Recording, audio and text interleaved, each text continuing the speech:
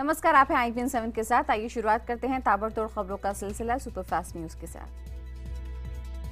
UAE के 2 दिन की सफल यात्रा के बाद प्रधानमंत्री नरेंद्र मोदी देर रात करीब 2:30 बजे दिल्ली पहुंचे। 2 दिन के दौरे में पीएम मोदी ने न सिर्फ यूएई में बसे लोगों पर अपना रंग जमाया, बल्कि वहां के शासकों का दिल भी जीता।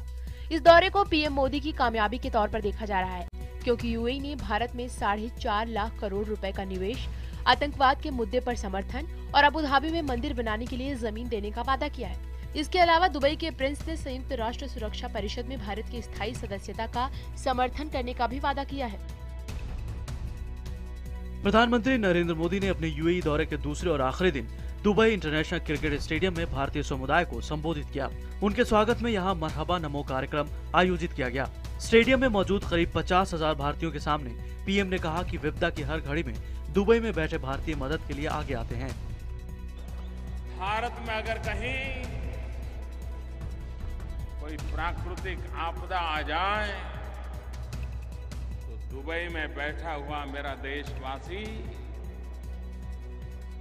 चैन से सो नहीं सकता। यूएई के इतिहास में ऐसा पहली बार हुआ कि यहाँ किसी दूसरे देश के प्रमुख को इतने बड़े पैमाने पर सभा करने की इजाजत दी गई।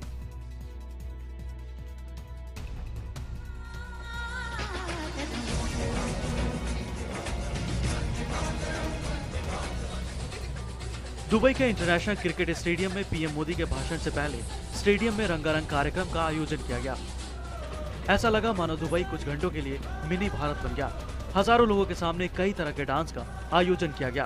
प्रधानमंत्री नरेंद्र मोदी अपने यूएई दौरे के दूसरे और आखिरी दिन सोमवार को अबू धाबी में हाईटेक सिटी मस्दर भी गए। मस्दर पहुंचने पर पीएम मोदी का शानदार स्वागत किया गया। इस दौरान पीएम ने सोलर कार की सवारी की। साथ ही प्रधानमंत्री ने शहर में उच्च तकनीक से बनी कई चीजों का जायजा लिया। यही नहीं, पीएम ने डिजिटल हस्ताक्षर भी किए। इस मौके पर पीएम मोदी ने मस्दर सिटी में किए गए कामों की तारीफ भी की। यूएई की हाईटेक सिटी मस्दर में प्रधानमंत्री नरेंद्र मोदी ने कारोबारियों से भी मुलाकात की। यूएई के निवेशकों को आमंत्रित करते हुए मोदी ने कहा कि भारत में अभी तक 1000 अरब डॉलर के निवेश की संभावना है और सरकार इस देश के कारोबारियों की चिंताओं को दूर करने के लिए तुरंत कदम उठाएगी और पिछले 34 वर्षों की कमी को दूर करेगी। भारत और यूएई के बीच कारोबार 1970 के दशक में 18 करोड़ डॉलर का था, जो अब बढ़कर करीब 60 अरब डॉलर का हो गया है। यूएई से भारत को आयात होने वाली प्रमुख वस्तुओं में पेट्रोलियम और पेट्रोलियम उत्पाद, बहुमूल्य धातुएं, रत्न, आभूषण, खनिज और केमिकल्स शामिल हैं। दुबई से लौटने के बाद आज प्रधानमंत्री मोदी बिहार दौरे पर होंगे। प्रधानमंत्री नरेंद्र मोदी आज सबसे पहले आरा पहुंचेंगे, जहां पीएम पटना से बक्सर तक बनने वाली 4 लेन सड़क का शिलान्यास करेंगे। इसके अलावा पीएम आरा से रुपौली जाने वाली 2 लेन सड़क की भी आधारशिला रखेंगे। 154 करोड़ रुपए की लागत से बन रही यह सड़क सीमा सुरक्षा के लिए अहम होगी। यही नहीं, पीएम मोदी रुपौली से जयनगर और जयनगर से नरहिया तक की 2 लेन सड़क निर्माण का भी शिलान्यास करेंगे। इसके अलावा पीएम मोदी भागलपुर की 2 अन्य परियोजनाओं का भी शिलान्यास करेंगे। इसके बाद प्रधानमंत्री सहरसा के लिए रवाना हो जाएंगे, जहां पटेल मैदान में प्रधानमंत्री मोदी की विशाल रैली की तैयारी की गई है। माना जा रहा है कि पीएम का दौरा बिहार के रोड कनेक्टिविटी के हिसाब से काफी अहम होने वाला है। आरा में रोड से जुड़ी 8 परियोजनाओं के शिलान्यास के अलावा पीएम 56,000 करोड़ की योजनाओं का तोहफा बिहार को दे सकते हैं। वहीं मुख्यमंत्री नीतीश ने मोदी का स्वागत पटना एयरपोर्ट पर करने की घोषणा की है। पीएम मोदी की बिहार में ये मुजफ्फरपुर और गया के बाद तीसरी रैली होगी। हैदराबाद से लोकसभा सांसद असदुद्दीन ओवैसी ने इन दिनों बिहार में लालू नीतीश कांग्रेस महागठबंधन की नींद उड़ाई हुई है। दरअसल ओवैसी ने रविवार को बिहार के सीमांचल इलाके में बड़ी रैली की और इशारों में बिहार में चुनाव लड़ने की बात भी कह दी। हालांकि चुनाव लड़ने के सवाल पर उन्होंने अपने पत्ते अभी तक नहीं खोले हैं, लेकिन सूत्रों का कहना है कि उनकी पार्टी बिहार के मुस्लिम बहुल 25 सीटों पर चुनाव लड़ सकती है। बिहार की राजनीति में मुस्लिम पारंपरिक तौर पर महागठबंधन के वोटर माने जाते हैं। मुस्लिमों की संख्या बिहार में कुल वोटर का करीब 15% है। अगर ओवैसी की पार्टी चुनाव लड़ने का फैसला करती है तो निश्चित तौर पर सीधा नुकसान महागठबंधन को ही पहुंचाएगी। जम्मू में पकड़े गए आतंकी नवेद का आज पॉलीग्राफी टेस्ट कराया जाएगा। सुबह 11 बजे नवेद का पॉलीग्राफी टेस्ट होगा। दिल्ली के पटियाला हाउस कोर्ट की इजाजत के बाद यह टेस्ट कराया जा रहा है।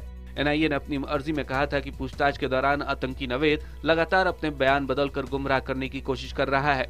एनआईए ने अदालत में यह भी कहा कि नवेद ने उर्दू में लिखकर पॉलीग्राफिक टेस्ट की रजामंदी दे दी है। माना जा रहा है कि नवेद के पॉलीग्राफी टेस्ट के बाद न सिर्फ इस बात का खुलासा होगा कि आखिर उसे किस मंसूबों के साथ भारत भेजा गया, बल्कि इस बात का भी खुलासा होगा कि आखिर यहाँ तक पहुँचने में किस संगठन ने उसकी मदद की।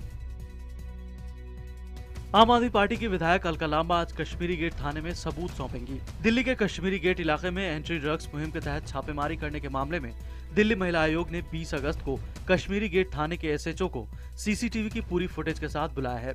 साथ ही आयोग ने विधायक अलका लांबा को कश्मीरी गेट थाने में उनके पास मौजूद सबूतों को देने के लिए कहा है।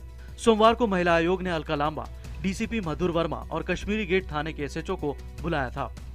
गौरतलब है कि एंटी ड्रग्स मुहिम के तहत इलाके की विधायक अलका लांबा 9 अगस्त को कश्मीरी गेट गई थी। उन पर पत्थर से हमला हुआ था। पुलिस ने दुकानदारों से मिली शिकायतों के आधार पर दबंगई दिखाने के आरोप में लांबा पर भी मामला दर्ज किया था।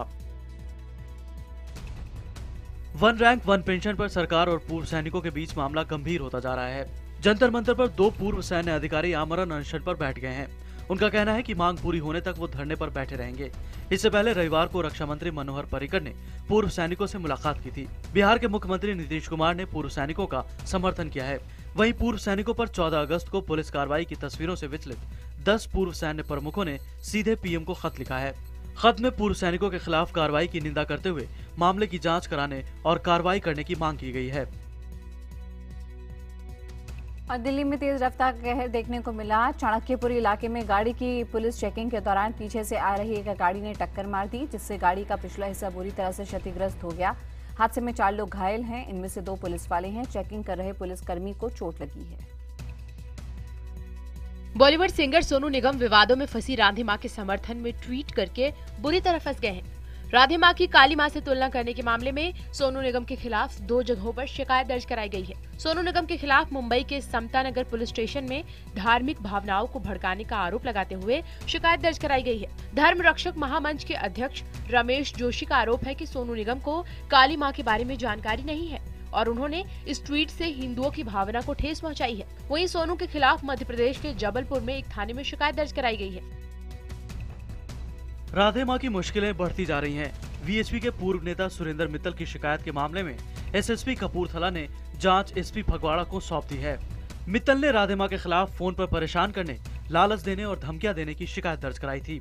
एसपी ने सोमवार को सुरेंद्र मित्तल को बुलाकर बयान दर्ज करवाया और आगे कार्रवाई शुरू कर दी। पुलिस पहले राधे मां की आवाज फॉरेंसिक एक्सपर्ट से मित्तल को की गई कॉल से मिलाएगी और फिर उसके नतीजे आने पर आगे कार्रवाई करेगी। मित्तल ने ऑडियो क्लिप के साथ साथ व्हाट्सएप मैसेज भी पुलिस को सौंप दिए हैं। इस मामले में राधे मां को फगवाड़ा बुलाया जा सकता है। इसके अलावा पुलिस राधे मां के साथियों को भी बुला सकती है। पश्चिम बंगाल के खर्दा में महिला ट्रेन के कोच को जनरल कोच करने के खिलाफ महिलाओं ने जमकर प्रदर्शन किया। महिला रेल यात्रियों ने रेल रोको अभियान चलाया और प्रदर्शन किया। महिलाओं का प्रदर्शन शुरू ही हुआ था कि पुलिस ने विरोध प्रदर्शन कर रही महिलाओं को तितर-बितर करने के लिए बल प्रयोग किया, जिसमें प्रदर्शन कर रही एक महिला बेहोश हो गई। बता दें कि महिला ट्रेन के कोच को जनरल किए जाने का ये महिलाएं विरोध कर रही हैं। इस ट्रेन की शुरुआत ममता बनर्जी ने रेल मंत्री होने के दौरान की थी। पश्चिम बंगाल कांग्रेस ने आज प्रदेश व्यापी बंद का ऐलान किया है। 12 घंटे का ये बंद पश्चिमी मिदनापुर में छात्रा की हत्या और बिगड़ते कानून व्यवस्था के खिलाफ बुलाया गया है। लेफ्ट फ्रंट ने भी बंद का समर्थन किया है। वहीं कांग्रेस ने कहा है कि वो मिदनापुर हत्या मामले में अगले हफ्ते हाईकोर्ट से सीबीआई जांच की मांग करेगी। पाकिस्तान ने एक बार फिर से सीज फायर का उल्लंघन किया है। लगातार 9वें दिन पाक ने सीज फायर उल्लंघन करते हुए अंतर्राष्ट्रीय सीमा पर आरएसपुरा सेक्टर के 3 पोस्टों पर फायरिंग की है। सोमवार दिन भर फायरिंग न होने के बाद पाकिस्तान की ओर से रात में फायरिंग शुरू हो गई।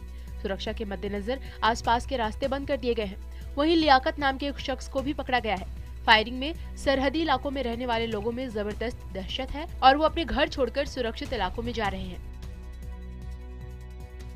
पूर्वी दिल्ली के एक स्कूल में चौंकाने वाली घटना सामने आई है। 10वीं क्लास में पढ़ने वाली एक छात्रा ने अपने 60 साल के पिता पर यौन शोषण का आरोप लगाया था। नाबालिग लड़की के आरोप पर पुलिस ने लड़की के पिता को गिरफ्तार कर जेल भेज दिया। बाद में जांच में पता चला कि लड़की ने अपने पिता पर यौन शोषण का आरोप इसलिए लगाया था क्योंकि पिता उसे घर से बाहर नहीं निकलने देता था। पिता की गिरफ्तारी के बाद बाल कल्याण आश्रम में रह रही इस लड़की ने चाइल्ड वेलफेयर कमेटी यानी CWC के सामने ये सच्चाई बयां की। हैरानी की बात यह है कि लड़की की पिता की गिरफ्तारी से पहले पुलिस ने लड़की की मां और 2 बहनों के बयान लेने जरूरी नहीं समझे। दिल्ली में यमुना नदी के पानी का स्तर बढ़ रहा है। रविवार को 1 लाख क्यूसेक पानी हथिनी कुंड बैराज से छोड़ा गया था, जिसकी वजह से पानी का लेवल 204.26 मीटर हो गया है, जबकि खतरे का निशान 204.83 मीटर है। बाढ़ और नियंत्रण विभाग ने निगरानी शुरू कर दी है।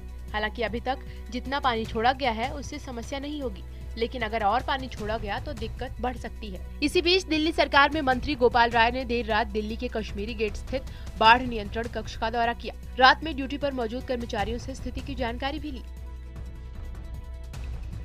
पुणे के FTII हॉस्टल में हो रही जांच के विरोध में छात्रों ने संस्थान के डायरेक्टर को बंधक बना लिया। विरोध कर रहे छात्रों ने जमकर नारेबाजी की। छात्र डायरेक्टर प्रशांत पाथराबे को घेरकर लगातार सवाल पूछते रहे। इसी बीच डायरेक्टर को छुड़ाने के लिए पुलिस भी पहुंची। जब डायरेक्टर ने इस जांच को रोकने की बात कही और मंत्रालय से बात करने का भरोसा दिया, तब जाकर छात्रों ने उन्हें छोड़ा। बता दें कि FTII छात्र हॉस्टल में हो रही जांच का विरोध कर रहे हैं। प्रशासन सोमवार से अवैध तरीके से हॉस्टल में रह रहे छात्रों की जांच कर रहा है कि फिल्म 100 करोड़ के क्लब में शामिल हो जाएगी। रवीना टंडन ने लॉस एंजलिस में एक ऑर्गेनाइजर पर बदतमीजी का आरोप लगाया। स्वतंत्रता दिवस के अवसर पर रवीना लॉस एंजलिस में एक फंक्शन में गई थी और रवीना का कहना है कि उस फंक्शन के एक ऑर्गेनाइजर ने उनके साथ स्टेज पर बदतमीजी की। हीरो के निर्माता निर्देशक सुभाष घई और सलमान के खिलाफ 1983 में आई फिल्म हीरो के स्क्रिप्ट राइटर राम केलकर के परिवार वालों ने केस दर्ज किया। राम केलकर के परिवार का आरोप है कि उन्हें रॉयल्टी देने का वादा किया गया था, जो अब तक नहीं मिला।